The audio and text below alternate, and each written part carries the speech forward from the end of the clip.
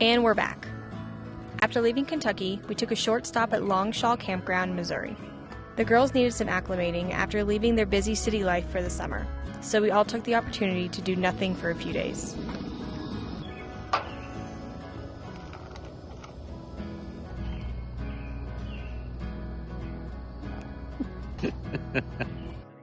And in case you're wondering, Starlink has proven to be one of our better purchases, even if we have to put it in awkward spots sometimes. Our time there came and went, and our next stop was in the middle of Kansas. Because of Percy, we have to stop a few times for bathroom breaks. Dude, stop pulling me down. Where are you going?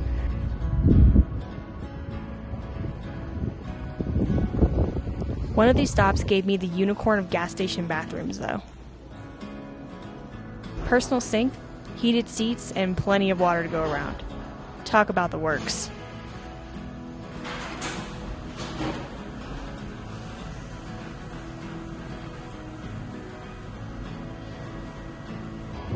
Unfortunately, the men's restroom did not have the same accommodations. Disappointed. I didn't get luxury of my hoo-ha.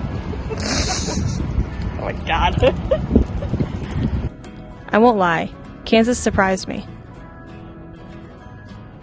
There wasn't much off I-70 in terms of towns, but the landscape was mind-blowing.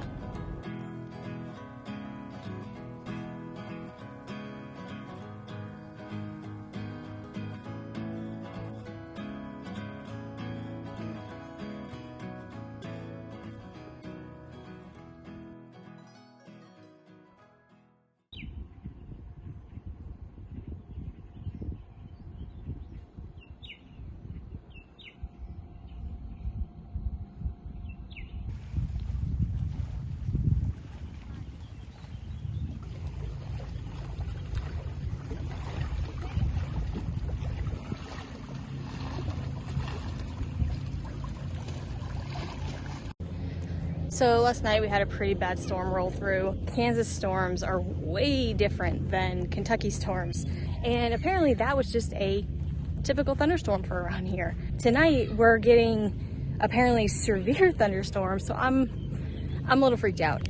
I just talked to someone who's local and she was kind of explaining like how the weather acts around here, and you know, I'm not used to this kind of weather, so what should I expect for tonight for it being considered a severe thunderstorm. She was saying that, you know, expect probably a little bit more thunder and lightning, a little more rain, but apparently the day isn't acting like we should get a tornado.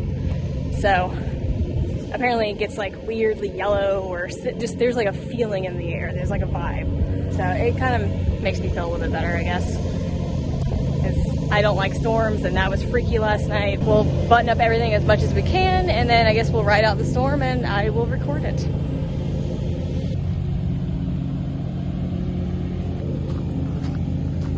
Hey buddy, trying to stay cool? It is really hot in the sun, but it's not that bad in the shade, honestly. So, what are you doing? Learning about chipmunks takeover on TikTok. So I just went down and took pictures and stuff, like on the rocks and whatever. And then I talked to someone who's like a local in the area. She's from like maybe an hour away, about the storms and like what I should be expecting for tonight. And no, the light.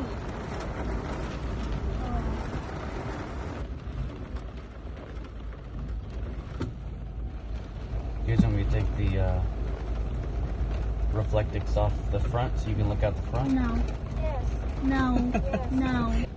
Are the other campers still here? Yeah, they're still here. where would they have gone? Are they flown away? I don't know if they left in preparation. Yeah, if we were the only camper here, I'd definitely follow the herd.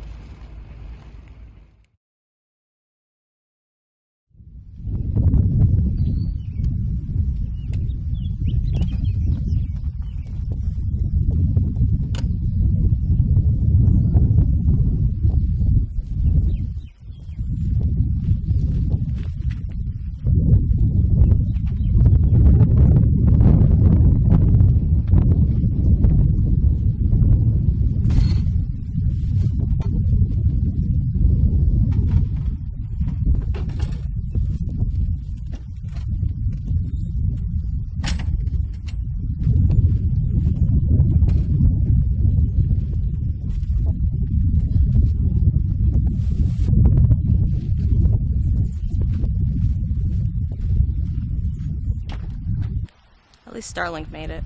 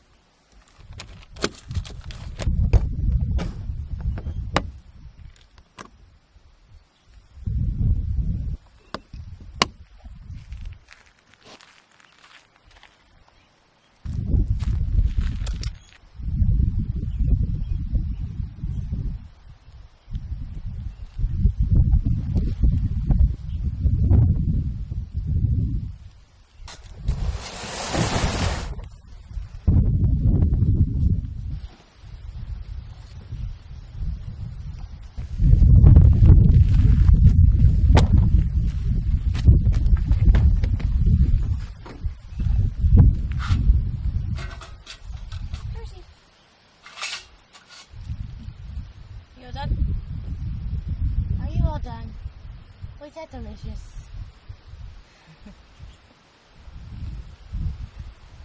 So today is not a great day to be an owner of curly hair. If you have curly hair, you know that you can't just brush it. I have to wet it down first before I can brush it. And I don't think this weather is going to dry it very well. Versus drinking water in the background. So now that I look a little less monster-like, on today's agenda we're going to go into town, do laundry. The closest decent-sized town with a Walmart is about 45-50 minutes away. And then we're also going to figure out our next campsite. We'll show you how we're going to do that. We're going into Colorado tomorrow. We've been to 2 RV parks now, back to back, and I want to go off-grid. So I want to get back out into the woods.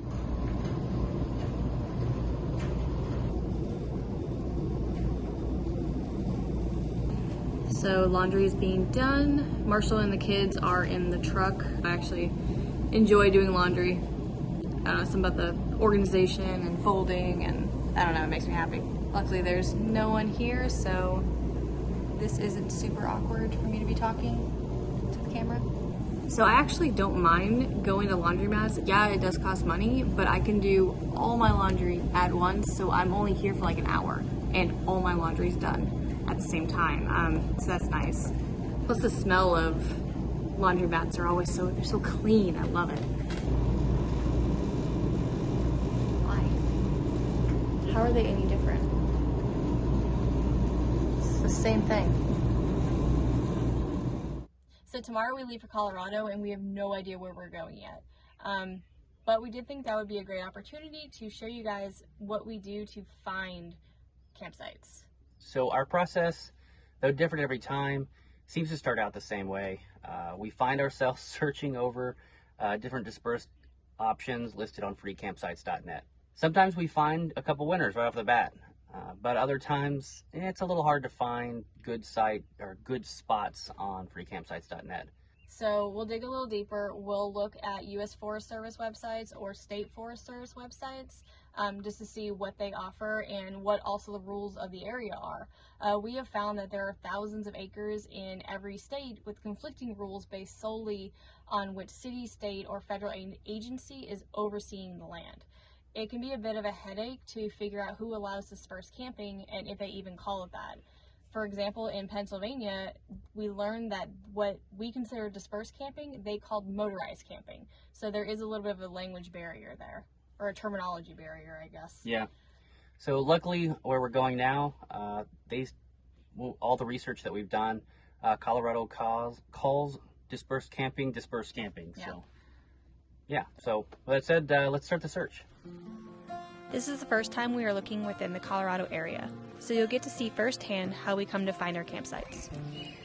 They do not joke around with their bear resistant stuff. The URLs for the websites we use will be in the description below. We started at freecampsites.net, but we also knew we wanted to go into one of Colorado's national forests, so we went ahead and pulled up the Forest Service website as well. The interactive map that is posted on the website is awesome and really helped us choose which forest we wanted to be in. Colorado has 11 national forests and 2 grassland areas, but we knew we wanted to be somewhere in the vicinity of Boulder. This led us to choosing Roosevelt National Forest. After clicking on the forest, the website directed me to the rules for dispersed camping within the area. The first thing I noticed was the camping limitations. We can only camp in a spot for up to 14 days within a continuous 30-day period. Also, whenever we moved, we had to move outside of a 20-mile radius. Moving back to freecampsites.net, now that we knew the area we wanted to stay in, all we had to do was zoom in on the map to see what campsites other people have put up information about. Not all of them will be winners. For example, the first campsite I clicked on had a comment stating it was unusable when the person tried to stay there, so it was on to the next one. The next camping spot seemed promising, so we grabbed the coordinates and put them into Google Maps using the satellite view. Because of Starlink, we have to have an open sky, meaning that we can't camp under a canopy of trees, unfortunately. The map showed me that this spot was perfect for Starlink. However, Marshall found another good one that had more information on it. Aside from a bit of noise on the weekend, which is hard to get away from during the summer, the reviews for the spot was great. And sometimes we'll get lucky and people will post photos of the campsite, so we'll get a better idea of what the area looks like. The photos for this spot showed no obstructions for Starlink, and a crazy amazing view of the snow-capped mountains. We were sold on this one. We were nearly a 7-hour drive from the site without stopping, but we felt the day's end result would be worth the drive with 4 people and a dog. There are some other apps I wanted to share with you that have helped on our journey as well. The first one is Coverage. I use it just to check our T-Mobile cell coverage of the area we plan on staying in, just so I know what we're getting into. If there is no coverage, we like to have the area downloaded on Google Maps so we don't get lost. Another app is called State Lines. It shows different information for each state, like taxes, safety laws, bans, speed limits, RVing rules, and other things that could be helpful. When driving, I like to use iExit to find where our upcoming exits are and what they have for gas stations and food. Lastly, public lands. It's incredibly important that we make sure we are camping on public land and not private land, and this app, along with Free Roam, helps a lot.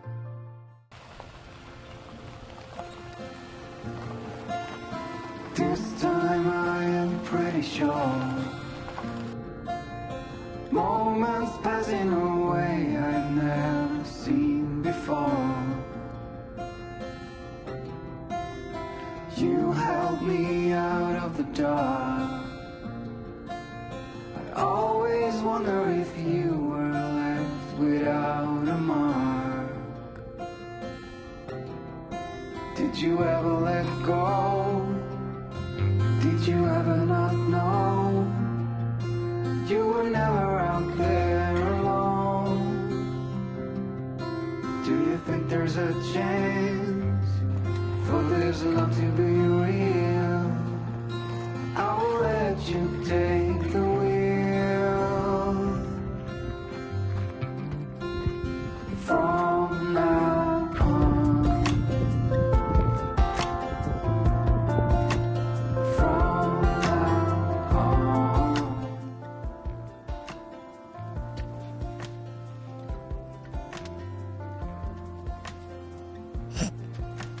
Do you ever move? Just chilling, bro. I just drove 6 hours. I drove a lot more than that. The air's thinner. I need to relax. The air is thinner. The truck sure didn't like it. Really funny. That is snow. There's still snow up here. It was really warm today too, so it'd be kind of cool just, if I get too hot, I'm just gonna go lay on the snow. So some things that we have noticed about being up here, we're about 9,000 feet above sea level, and that elevation is causing the sun to be a lot more bright. We can definitely feel the heat. It's true what I've always heard about you have to wear sunscreen in Colorado. You also have to wear sunglasses. It is insanely bright. Marshall was also saying earlier that it was causing him to be really tired, so that's something that he's dealing with. I think for now we're just gonna go lie down relax a little bit. I've already fed Percy, and I'll see you in the next video.